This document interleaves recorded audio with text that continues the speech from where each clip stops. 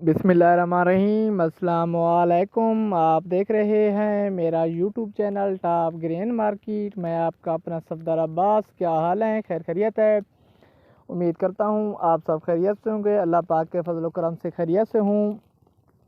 अल्लाह पाक हम सबको अपनी हिफ्ज़ व अमान में रखे, आमीन सुम्मा आमीन। आज 3 मई सन 2022 है और मेरी तरफ से अहले इस्लाम को ईद मुबारक। आज ईद का पहला दिन है और जो अक्सर गला मंडियाँ हैं वो आज बंद रहीं। और मैं आज आपसे के साथ थोड़ा सा पुराने रेटों पे और थोड़ा सा आपको जो मार्केटों की सूरत हाल है उस पर बात करूँगा और थोड़ा सा आपको चने से भी आपको आगाह करूँगा, गन्नम पे भी आपके साथ बात करना चाहूँगा।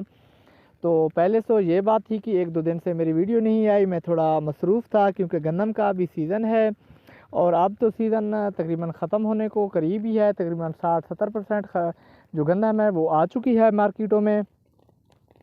तो नाज़रीन, बात ये है कि जो चना है इसमें इतनी तेज़ी देखी गई है कि जिसकी फ़िलहाल जो पिछले दिन हैं उनकी नज़र देखा जाए, यानी कि उनकी तरफ अगर देखा जाए तो ये रेट कहीं भी नहीं मिलते क्योंकि पूरा साल हमने गुजारा है। तो पूरे साल में जो चना था वो 4400 रुपये, 4200 रुपये, जो पिछला साल जो सीज़न था तकरीबन 3700-3800 रुपये रेट रहे।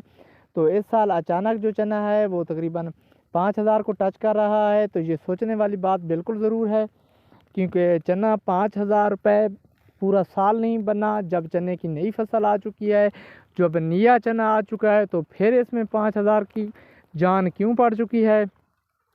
तो नाज़रीन, थोड़ी सी मैं आपके साथ जो मेरे इल्म में है, मैं ये नहीं कह सकता कि बिल्कुल यही वजह है या यही परफेक्ट वजूहात हैं रेट ज़्यादा होने की। बहरहाल जो मेरे इल्म में है मैं आपके साथ ज़रूर शेयर करूँगा क्योंकि मैं कोशिश करता हूँ कि जो कुछ मेरे जहन में होता है या जो कुछ मेरे इल्म में होता है मैं कोशिश करता हूँ कि आप लोगों के साथ शेयर करूँ। मैं आपको ये भी बताता चलूँ कि मैं यूट्यूब चैनल से पहले जो मेरे साथ लोग मुंसलिक थे, जो मेरे कस्टमर थे, जो मेरे दोस्त थे, जो भी था, बेशक नया बंदा भी आ जाता था, जो भी हमसे मालूमात लेता था, हम उसको अपनी इल्म की रोशनी में या जो हमारे पास मालूमात होती थी उसके मुताबिक उसको अच्छी तरह गाइड करते थे।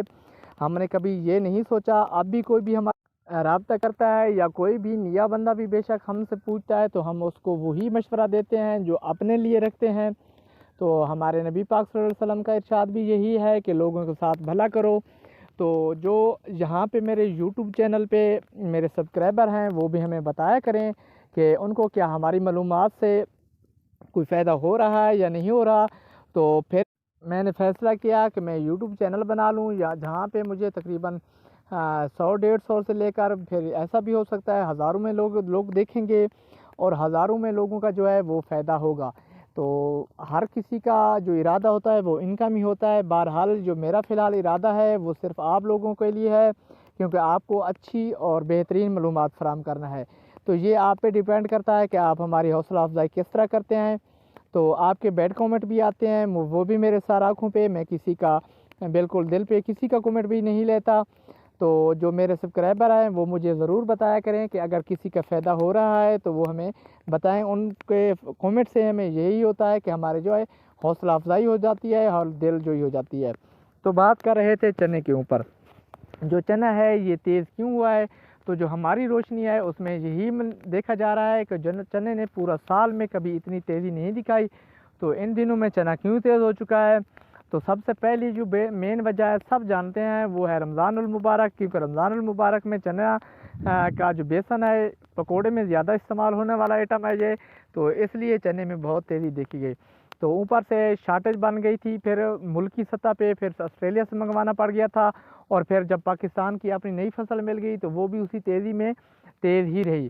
तो दूसरी वजह ये भी थी कि कुछ बारिशें ना होने की वजह से और मौसमी हालात की वजह से सब्ज़ियाँ थोड़ी महंगी थी। तो इस वजह से लोगों का ज़्यादातर रुझान दाल की तरफ भी बढ़ा। तो दाल भी अगर हमारी मिलर से बात हुई तो दाल का भी बहुत ज़्यादा बिक रहा है चने में।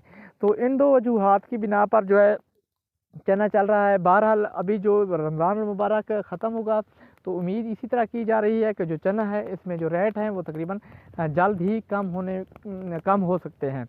तो चने में सोच समझ कर कारोबार करना चाहिए। मैं तो आपको यही मशवरा दूंगा कि जो चना है वो तकरीबन आप 4,400 रुपये तक की ही ख़रीदें, इससे ज़्यादा ना ख़रीदें, क्योंकि चना इससे ज़्यादा जो है वो आपको नुकसान दे सकता है। तो चने का जो मेरे ख़्याल में है पेशगोई है, तो ये अगले 10-15 दिन के अंदर चना जो है 4600 रुपये की तरफ आ रहा है। तो उसके बाद अगर बात करें गंदम की, तो गंदम में ज़बरदस्त अरूज है, और ये जो अरूज है फ़िलहाल ये तेज़ी की तरफ ही जा रहा है, लेकिन समझ नहीं आ रही कि ये जो तेज़ी है कहाँ जाके रुक सकती है। तो गंदम तकरीबन हुकूमती रेट पे आड़ती जो है वो ख़रीद रहे हैं, और सटाकी भी इसको हुकूमती रेट से भी 150 जो है 100 किलोग्राम के हवाले से इजाफी दे के फिर भी ले रहे हैं। तो सबका मकसद सिर्फ नफ़ा ही है। तकरीबन उन लोगों के 6,6500 रुपये दिख रहे हैं। तो उसके बाद अगर बात करें बाजरे की, तो बाजरे के जो हजरात थे वो काफ़ी परेशान रहे, क्योंकि बाजरे ने जब सटाकी हजरात बाजरे में पड़ गया था तो बाजरा 6,300 और 6,500 रुपये की तरफ चला गया था, और 6,700 रुपये भी लाइन के बन चुके थे। तो जिस तरफ सटाकी हजरात ने हाथ निकाला बाजरे से, तो बाजरे का जो रेट था वो एकदम डाउन हो गया। उसके बाद बाजरा मज़ीद डाउन होता गया, और जो सटाकी हजरात थे जिनमें से कुछ लोग घबराहट वाले होते हैं, मैं आपको ये भी बताता चलूँ कि काफ़ी लोग जो होते हैं वो घबराहट वाले होते हैं। जब मार्केटें डाउन होती हैं तो वो माल अपना बेचना शुरू कर देते हैं। तो ऐसे लोगों ने जब माल बेचना शुरू किया, बेच आई मंडी में, तो बाजरा मज़ीद डाउन होता गया। तो जब प्रेशर बन जाता है मार्केट में तो फिर उसमें रेट भी डाउन हो जाते हैं। तो बहरहाल ऐसी कोई बात नहीं है। काफ़ी हजरात से हमारी बात हुई तो कुछ लोगों ने कहा कि जो बाजरा है वो मुल्क की ज़रूरत से काफ़ी ज़्यादा है, अगर ये गैर मुल्क नहीं जाता, इम्पोर्ट नहीं होता, तो इसके जो रेट हैं वो कभी नहीं बढ़ सकते। तो उस वक्त तो यही नज़र आ रहा था कि 6,500 रुपये और 6,700 रुपये, यानी कि अपनी मूड़ी ख़रीद ही पूरी की जाए तो बहुत बड़ी बात है।